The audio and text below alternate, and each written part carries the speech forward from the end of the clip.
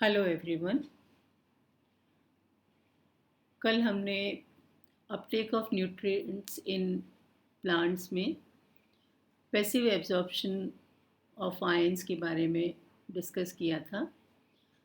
दूसरा जो मैकेनिज्म है आयन एब्जॉर्प्शन का वो है active absorption. Active absorption of ions जो है इस तरह का प्रोसेस है जिसमें मेटाबॉलिक एनर्जी का इन्वॉल्वमेंट ज़रूरी है। The active transport of ions from the outer space of the cell to the inner spaces generally occurs against the concentration gradient.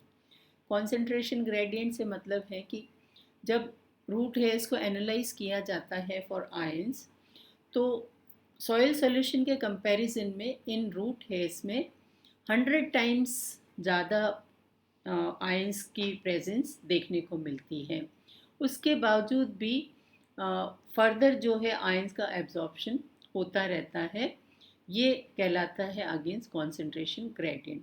So this kind of absorption requires metabolic energy, and this energy is obtained from metabolism of the cell either directly or indirectly, mainly by respiration. So the absorption of ions involving use of metabolic energy is called active absorption. The major hypotheses that explain the mechanism of active transport of ions are carrier concept, cytochrome pump theory, and phospholipid hypothesis. Carrier concept: according to this hypothesis, the carrier protein picks up an ion from one side of the membrane and discharges it on the other side. The picking up and discharge of the ion requires energy, and this energy is obtained by hydrolysis of ATP in the presence of enzyme ATPase. ATP changes into ADP, and energy released is used to change the conformation of the carrier, which may be ATPase itself, so that the ion is picked up on one side of the membrane and released on the other. So proteinaceous nature of these carriers is responsible for picking up either cation or anion on the outer surface of the membrane, and they are released on the inner surface of the membrane. After discharge of an ion, carrier protein is reprimed to pick up an other ion. The carrier protein may carry one ion inwards and may exchange it with another ion at the inner surface of membrane, so that the other ion is carried by the same carrier upward.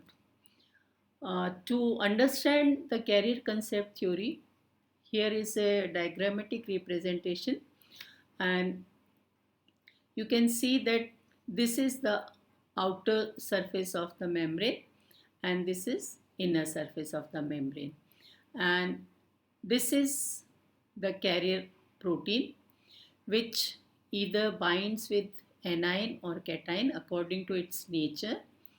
It forms a carrier ion complex.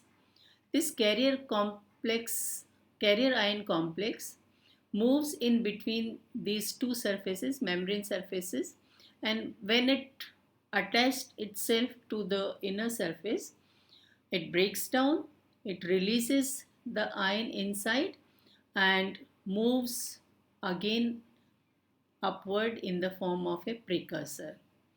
This precursor, with the hydrolysis of ATP in the presence of ATPase, again takes the same nature of proteinaceous carrier, moves back to the outer surface. Again, it becomes ready for an anion or cation to pick again and move again in the form of carrier ion complex.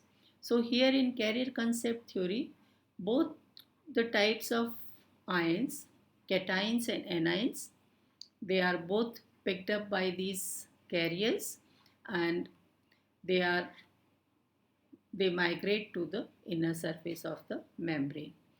This here you can see the involvement of ATP. ADP बन रहा है और ATP जो है ये energy काम में आ रही है इस प्रिकर्सर को कैरियर के सेकेंड कॉन्फ़िगरेशन में बदलने को. तो these are the two states of these proteinaceous carriers. Next is cytochrome pump theory. This theory was proposed by Lundegaard and Perstorm in 1933. This is also known as anion respiration hypothesis, and in simple words it is also known as salt respiration, because till now we are talking about mainly for the transport of cations. Like in passive absorption we had talked about the transportation of cations only. So this cytochrome pump theory mainly explains the transportation or absorption of anions. Cytochrome is a heme protein that is important intermediate of electron transport system in chloroplast and mitochondria.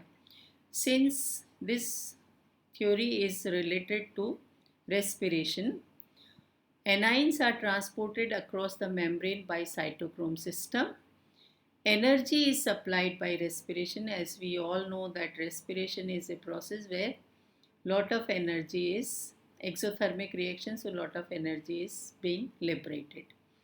Anions are actively absorbed via cytochrome pump and cations are passively absorbed, because passive absorption is mainly responsible for cation absorption, while cytochrome pump theory explains the absorption of anions. Here you can see the two membranes, outer and inner membrane, and in between this space this cytochrome pump theory is being shown. Here this is an anion. This is picked up when this ferrous changes into ferric, leaving one electron. This electron is picked up by hydrogen atom. This atmospheric oxygen combines with this and forms a water molecule. Here this anion is being transported from ferrous to ferric, and then it comes to the inner surface of the membrane where it gets released. So this and this electron here is being transported to the hydrogenase reactions. So this line is showing cation absorption, which is being passively absorbed across the membrane. So this cytochrome pump theory explains mainly the absorption of anions. This most important evidence in favor of this hypothesis was shown by an experiment where the roots are immersed in salt solution, and there they show the high rate of respiration. So this explains the anion absorption with the help of cytochromes. Next is protein lecithin theory. This theory was proposed by Bennett Clark in 1956. The carrier is protein associated with phosphatide and choline called lecithin. Lecithin is a type of protein which has two groups, phosphatide group and the choline group. Phosphatide group is responsible for binding with cations, while choline group is responsible for anion binding. So both the type of ions are being absorbed by this process. Here you can see that lecithin changes into phosphatidic acid. This phosphatidic acid binds cations and they carry the cations from outer surface to the inner surface, while choline, it carries anions to the inner surface of the membrane. So this is all about active absorption of mineral ions In plant cells,